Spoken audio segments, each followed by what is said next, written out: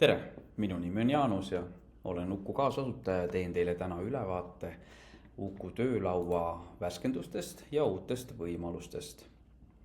Nii hakkame peale.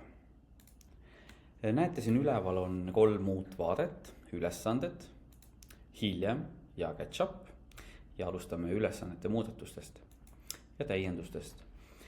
Kui kliendil on väga pikk nimi või ülesande pealkiri on väga pikk, siis nüüd ainult liikuge selle nime peale või ülesande pealkirja peale, te näete kohe seda täies pikkuses välja. Samuti on nüüd alati tähtaeg ja ülesande alguskuupäev nähtaval ja lisavalikute tegemiseks liikudes rohkem paremale poole tulevad need ka välja. Oleme ka nähtavaks teinud ülesandega seotud kirjasaatmise automaatika. Nimelt kui ülesandel on mingisugune kirjasaatmisreegel ja see kiri ei ole veel välja jõudnud minna, on siin hall ikoon.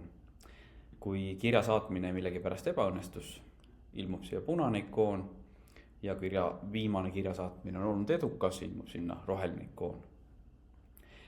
Lisaks sellele on ka üleval nähtaval all oleva tööde nimekirja ülevaade. Ehk me toome kohe välja, palju siin nimekirjas on siis hilinenud ülesandeid, palju on veel teha ja palju on töös. Kui nimekirjas on ka juba tehtud ülesanded, tulevad ka need välja. Ja arvutame kokku nimekirja peale, kui palju on siis prognoositud töömahtu.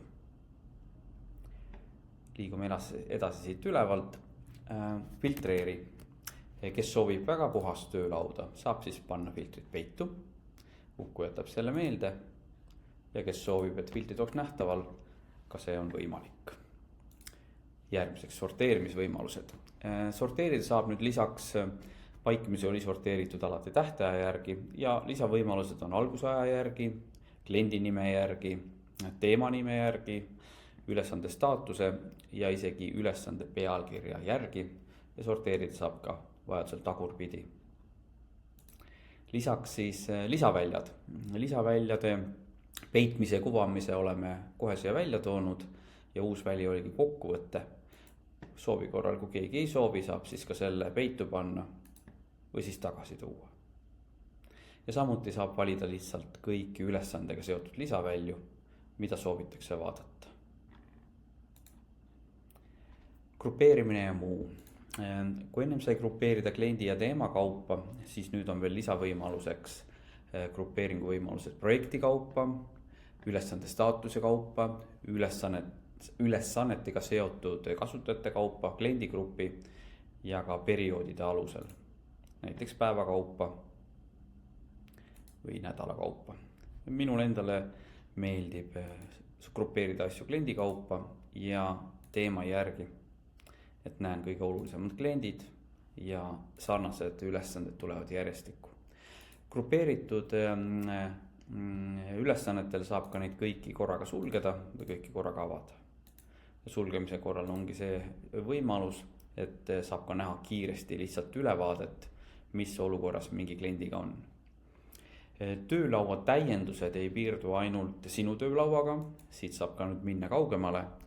Nimelt sa võid ka valida kõik oma meeskonnaliikmed, kõik ülesanded ja vaadata näiteks viimast 3 kuud. Ja kui ma panen grupeeringuks kasutaja kaupa ja vaatan kõiki korraga, näen, et erinevad kasutajad, millega nad on jõudnud tegeleda, mis on veel üle tähtaja ja kui palju on kellelegi prognoositud tööd. Et nii saavad ka tiimijuhid kiire lihtsa ülevaate nende klientidest, teemadest ja ka liikmetest. Nii, liigume edasi hiljem. On palju ülesandeid, millel ei ole tähtaega, mida tehakse kogu aeg või millega hakatakse tegelema üldse millalgi hiljem. Ja tegimegi võimaluse, et saate valida ühe kaupa või siis mitme kaupa ülesandeid ja lükka edasi alt tekkis lisavõimalus kunagi hiljem. Kui sa valid kunagi hiljem, siis neid enam sinu töölaual ei näidata.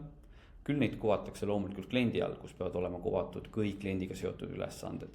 Aga töölaual, sinu töölaual neid ei näidata, sinu jaoks on need määratud hiljem. ja hiljem valikus on nad kõik nähtaval. Sa saad seda tööd teha ka siin hiljem vaates, kui sa soovid, ja soovi korral viia ka tagasi need hoopis töölauale, tagasi töösse. Ja hetkel ei ole siin midagi. Nii et saad väga hästi organiseerida ülesanded, mis on pidevalt jooksvad või mis on tähtajatud hiljem alla. Ja see hiljem on ainult sinu personaalne valik. Teised näevad neid ülesandeid nii, kuidas nemad on soovinud või need on planeeritud. Kolmas valik. Catch-up. Catch-upis tulevad nüüd kõik ülesanded, millega oled sina seotud, kuhu on tulnud uusi sõnumeid, kirju või siis sisemisi kommentaare ja on ka näha korraga kohe, kui palju on sõnumid, kui palju oli erinevaid kirju ja kui palju sa neid oled veel jätnud lugemata. Ja kõik loetud, siis kuvatakse eelnevat nähtute alla. Kui ma loen siin need kommentaarid ära, siis ka see ülesanne liigub juba eelnevat nähtute alla. Alati saab siia vaatesse tagasi tulla ja vaadata viimati siis sinule saadetud sõnumeid ja kus siis uuemad sõnumid on alati eespool. Lisaks siis grupeerimisele ja catch-upile on ka võimalus nüüd töölaual kuvada siis üle tähtaja ülesandeid 45 päeva, 90 päeva või 180 päeva.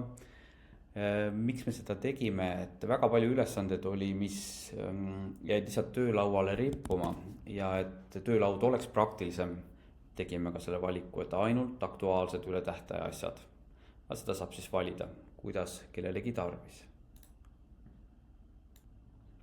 Ja seoses ka töölaua korrastamisega, lisaks hiljem määramisele, saab ka nüüd ülesandeid arhiveerida.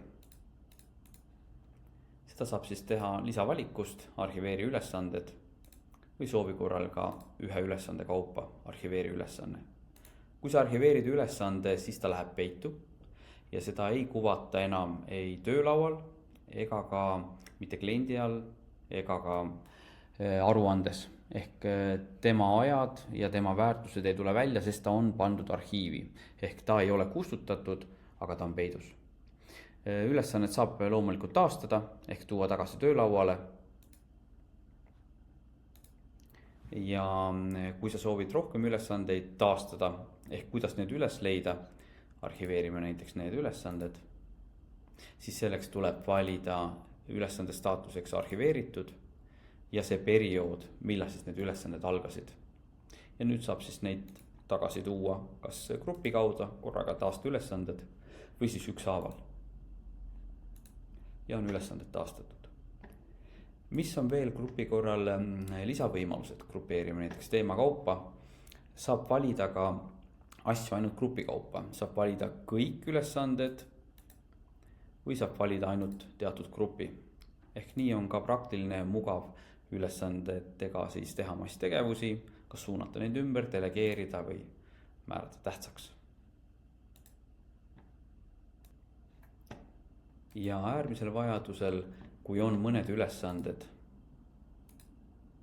mis tuleb ära kustutada, ka selleks on nüüd tehtud võimalus. Et kustuta ülesande all on ka võimalus tehtud hävita, mis tähendab, et seda ülesannet enam ei saa taastada. Kui tavalist ülesannet sai auditi logist taastada, siis hävitatud ülesanded enam ei saa. Aga see on võimalik siis töölaua ja kliendi mittevajaliku ülesannete eemaldamiseks vajadusel siis kasutada. Kõik need töölaua täiendused ja lisavõimalused ei piirdu ainult töölauaga. Ka minnes kliendi alla on sul täpselt samuti võimalik ülesandeid siis sorteerida, lisavälju valida ja grupeerida ja kõik ülejäänud muud filtrid. Ja ka siin all siis kuvatakse kiiret ülevaadet ilma teemata või vastavalt teemadele, mis on siis selliste ülesandete seis. Ehk kõik võimalused töölaualt tulevad nii kliendi all kui ka tegelikult ka kliendi projektide all. Et oleme siis toonud uue töölaua väga multifunktsionaalsed vajadused igale poole ukusse. aitäh kuulamast ja ootame teie tagasisidet.